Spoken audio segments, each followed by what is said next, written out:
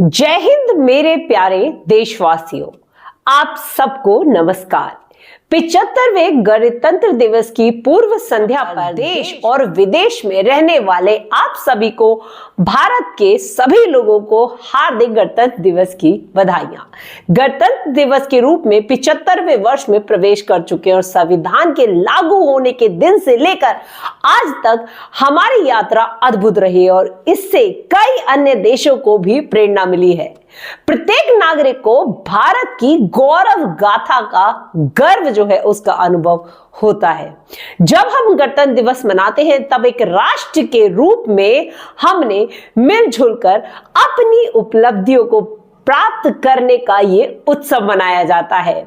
भारत विश्व की सबसे पुरानी जीवित सभ्यताओं में से एक है। भारत को लोकतांत्रिक की जननी माना जाता है। फिर भी हमारा आधुनिक गणतंत्र ये जो युग है, स्वतंत्रता के प्रारंभिक वर्षों में ही हमें अनगिनत चुनौतियां और प्रतिकूल परिस्थितियों का सामना करना पड़ा है और लंबे विदेशी शासन और अनेकों बुरे परिणामों के साथ साथ बुरे कुप्रभावों के साथ साथ निरक्षरता अविचलित रहा हमारा भारत और आशा और विश्वास के साथ आज हमने मानव जाति के इतिहास में एक अनूठा प्रयास शुरू कर दिया है। इतनी बड़ी संख्याओं में इतनी विधाओं से भरा पूरा जन समुदाय एक लोकतंत्र के रूप में एकजुट हुआ है। ऐसा हमने इस विश्वास के साथ किया है कि हम सब एक ही हैं और हम सभी भारतीय हैं। हमें अपने पंथों और सारी भाषाओं पर और इसके विभाजित न होने पर गर्व है। हम इसे जोड़ के रखेंगे, इसलिए हम इस लोकतांत्रिक गणराज्य के रूप में सफल हुए हैं। यही हमारे भारत का सार तत्व है। यह सार तत्व संविधान के केंद्र में हमेशा रहा है और समय की कसौटी पर हमेशा खरा उतरा है। स्वतंत्रता संग्राम के आदर्शों के अनुरूप हमारे गणतंत्र को अधिकार दिलाने वाले हमारा संविधान महान है। महात्मा गांधी के नेतृत्व में राष्ट्रीय आंदोलन का उद्देश्य स्वतंत्रता प्राप्त करने के लिए चलाया गया और भारतीय आदर्शों को फिर से स्थापित करना भी एक उद्देश्य बन गया। इन दशकों के संदर्भ और संघर्ष बलिदान ने हमें विदेशी शासकों ने जो हम पर मूल्य और संकीर्ण विश्व दृष्टिकोण थोपा, उससे हमें आजादी दिलाई। शांति और बंधुता समानता के हमारे सदियों पुराने मूल्यों को फिर से अपनाने में क्रांतिकारी और सुधारकों ने दूरदर्शी और आदर्शवादी विभूतियों के साथ मिलकर काम किया है। जिन लोगों ने भारतीय चिंताधारा को प्रभाव दिया उन्होंने नो भद्र कवयतु विश्वत, अर्थात हमारे पास सभी दिशाओं से अच्छे विचार आए हैं कि वैदिक उपदेश अनुसार प्रगतिशील विचारों का भी स्वागत किया गया। लंबे और गहन विचार मंथन के परिणाम स्वरूप हमारे संविधान की संरचना हुई है और हमारा यह बुनियादी दस्तावेज हमें दुनिया के प्राचीन जीवित सभ्यता के मानवतावादी दर्शन के साथ साथ आधुनिक विचारों से प्रेरित करता है। हमारा देश बाबा साहिब भीमराव अंबेडकर के सदैव ऋणी रहेगा, जिन्होंने हमें प्रति समिति के अध्यक्षता की और संविधान के अंतिम रूप देने की महत्वपूर्ण भूमिका भी निभाई है।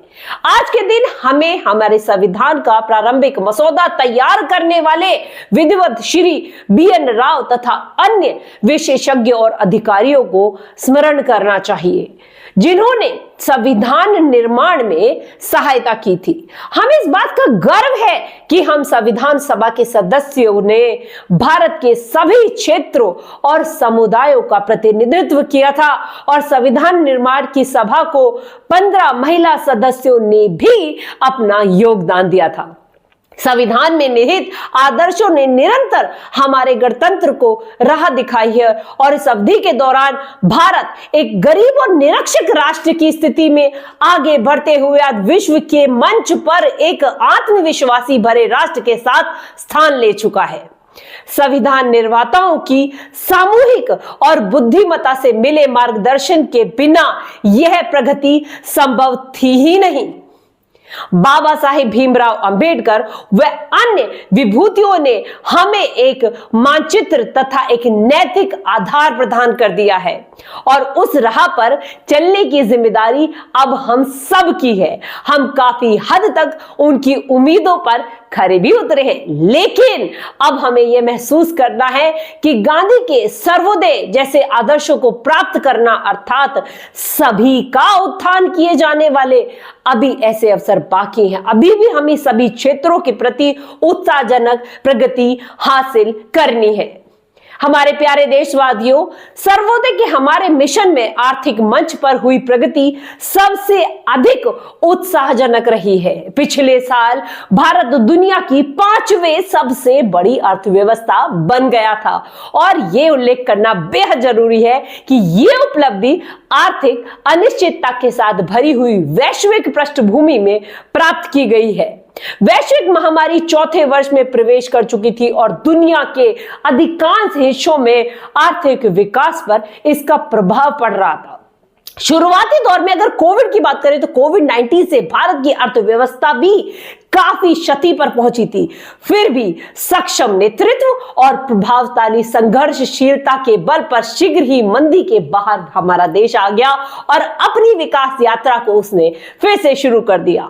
अर्थव्यवस्था के अधिकांश क्षेत्र अब महामारी के प्रभाव से बाहर आ चुके हैं और भारत देश की सबसे बड़ी तेजी से बढ़ती हुई अर्थव्यवस्थाओं में आकर खड़ा हो गया है। यह सरकार द्वारा समय पर किए गए सक्रिय प्रयासों द्वारा ही संभव हो पाया है और इस संदर्भ में आत्मनिर्भर भारत अभियान के प्रति जननायक के बीच विशेष उत्साह देखा जा सकता है। इसके अलावा विभिन्न क्षेत्रों के लिए विशेष प्रोत्साहन योजनाएं भी लाई जा रही हैं और यह बड़े ही संतोष का विषय है कि जो लोग हमेशा हताए रहते थे उनको भी इन योजनाओं और कार्यक्रमों में समावेशी किया जा रहा है और तथा कठिनाइयों में उनकी मदद की जा रही है। मार्च 2020 के घोषित प्रधानमंत्री गरीब कल्याण अन्न योजना पर अमल करते हुए सरकार ने उस समय गरीब परिवारों के लिए खाद्य सुरक्षा सुनिश्चित की। जब हमारे देशवासी कोविड-19 की महामारी के कारण अकस्मात उत्पन्न हुई आर्थिक व्यवधान का सामना कर रहे थे, इस सहायता की वजह से ही किसी को खाली पेट सोना नहीं पड़ा। गरीब परिवारों के हित को सर्वोपरि रखते हुए इस योजना की अवधि को बार बार बढ़ाया जा रहा है तथा लगभग 81 करोड़ देशवासी इससे लाभान्वित हो रहे हैं। इस सहायता को आगे बढ़ाते हुए सरकार ने घोषणा की है कि वर्ष 2023-24 के दौरान भी लाभार्थियों को उनका मासिक राशन इसी तरह मुफ्त में मिलता रहेगा और इस ऐतिहासिक कदम से सरकार ने कमजोर वर्ग के लोगों को आर्थिक विकास में शामिल करने के साथ साथ उनकी देखभाल की जिम्मेदारी भी मान लीजिए उठा ही ली है। हमारी अर्थव्यवस्था का आधार सुदृढ़ होने के कारण ही आज हम उपयोगी प्रयासों के इस सिलसिलेवार की शुरुआत कर पाए हैं और आगे बढ़ने में सक्षम हो सके हैं। हमारा अंतिम लक्ष्य एक ऐसे वातावरण को बनाना है जिससे कि देश के सभी नागरिक व्यक्तिगत और सामूहिक रूप से अपनी वास्तविक क्षमताओं को पूरा और उपयोगी कर सके और उनका जीवन फले फूले। इस उद्देश्य की प्राप्ति के लिए शिक्षा ही आधारशिला मानी गई है। इसीलिए राष्ट्रीय शिक्षा नीति में महत्वाकांक्षी परिवर्तन किए जा रहे हैं।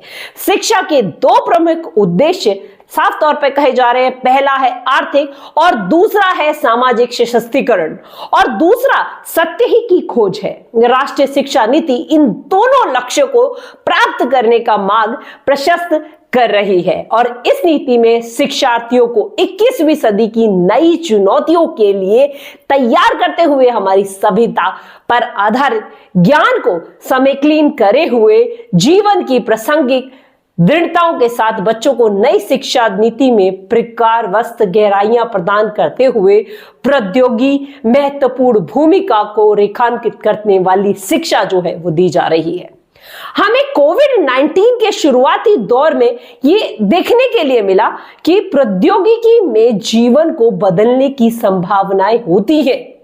डिजिटल मिशन इंडिया के तहत गांव और शहर की दूरी को समाप्त करने के लिए सूचना संचार प्रौद्योगिकी इन सब को समावेशी बनाने का प्रयास किया जा रहा है और दूर दराज के स्थानों में भी अधिक से अधिक लोगों को इंटरनेट का लाभ पहुंचाने की बात कही जा रही है।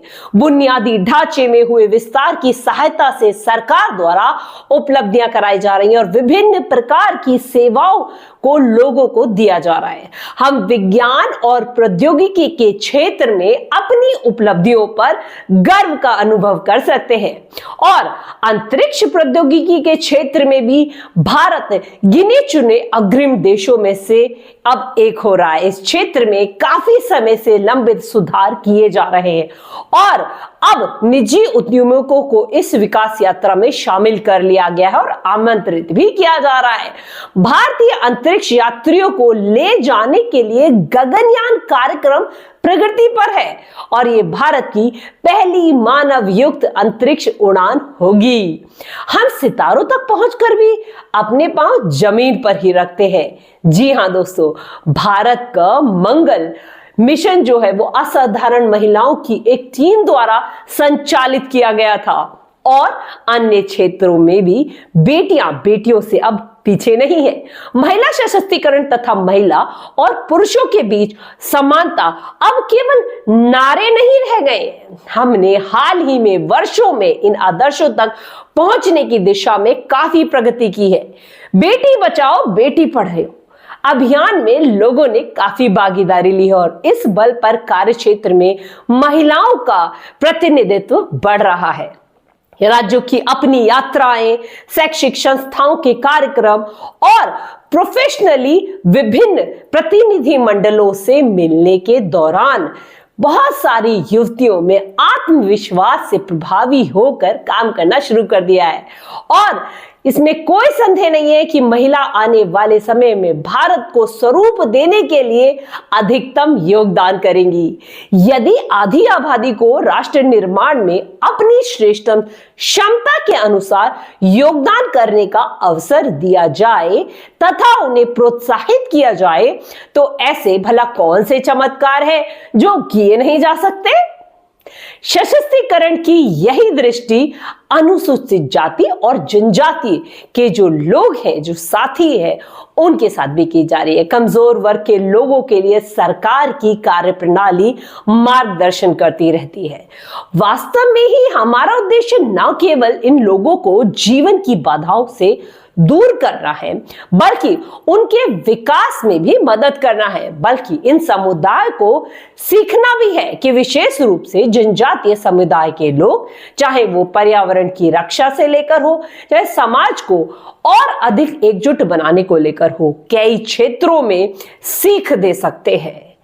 प्यारे देशवासियों, शासन ने सभी पहलुओं में बदलाव लाने और लोगों की रचनात्मक ऊर्जा को उजागर करने के लिए हाल ही के वर्षों में किए गए प्रयासों की श्रृंखला के परिणाम स्वरूप अब विश्व समुदाय भारत की सम्मान की नई दृष्टि से देखता है। विश्व के विभिन्न मंचों पर हमारी सक्रियता से सकारात्मक बदलाव आने शुरू हो गए और विश्व मंच पर भारत ने जो सपना अर्जित किया था उसके फलस्वरूप देश को नए अवसर और जिम्मेदारियां भी मिल गई हैं। जैसा कि आप सब जानते हैं कि इस वर्ष भारत G20 की समूह की दक्षता कर चुका है और विश्व बंधुता में अपने आदर्शों के अनुसार हम सभी की शांति और समृद्धि के पक्षधर भी रहे हैं। G20 की अध्यक्षता एक बेहतर विश्व के निर्माण की योग्यता हेतु भारत को अत्यंत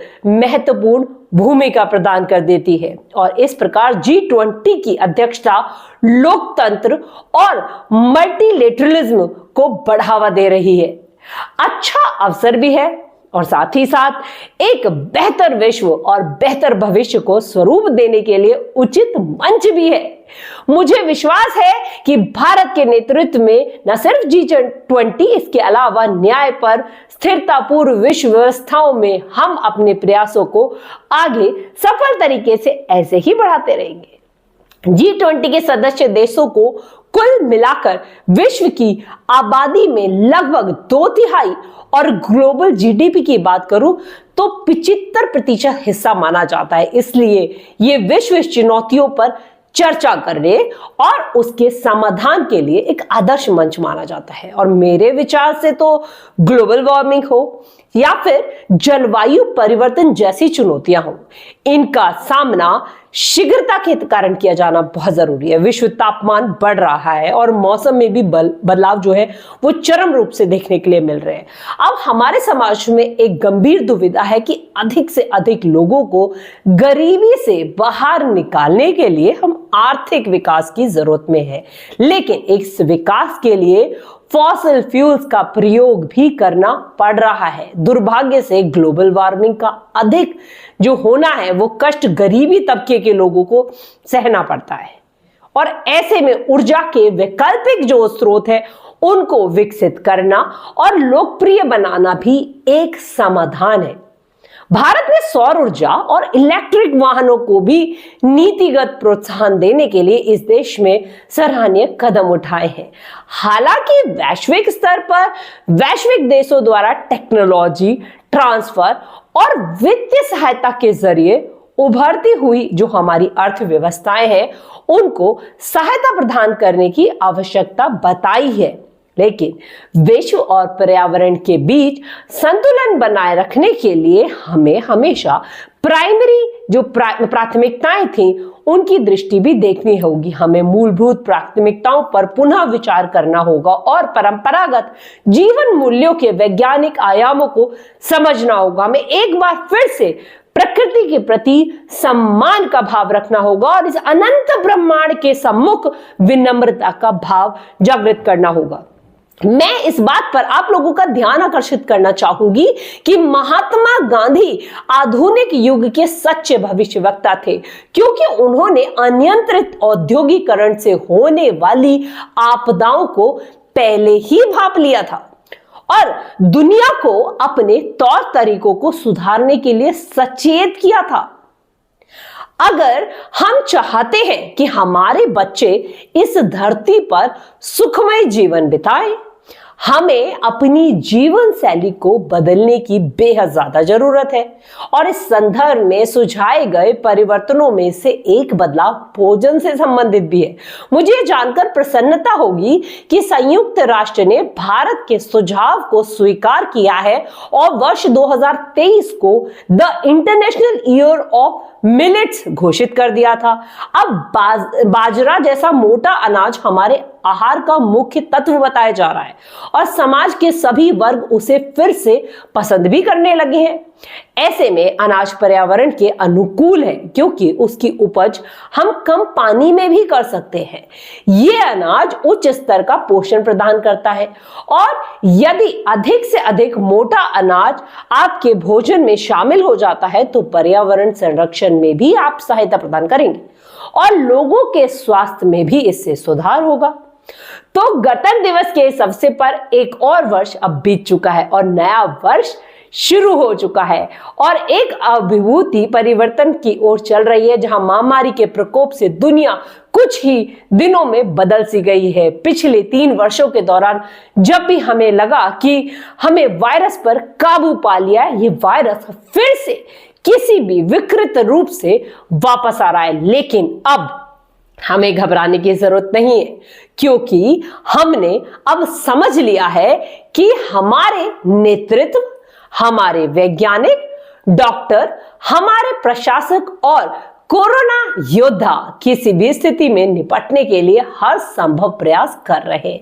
साथ ही हमने ये भी सीखा है कि हम अपनी सुरक्षा में कमी नहीं आने देंगे और हमेशा सतर्क रहेंगे। सो मेरे प्यारे देशवासियों, सभी क्षेत्रों में कार्यरत कई पीढ़ियों के लोग हमारे गणतंत्र की अब तक की विकास गाथा में अमूल्य योगदान के लिए प्रशंसा पात्र है और उम्मीद करती हूं कि आप भी अपने इस देश की प्रगति में ऐसे ही योगदान देंगे।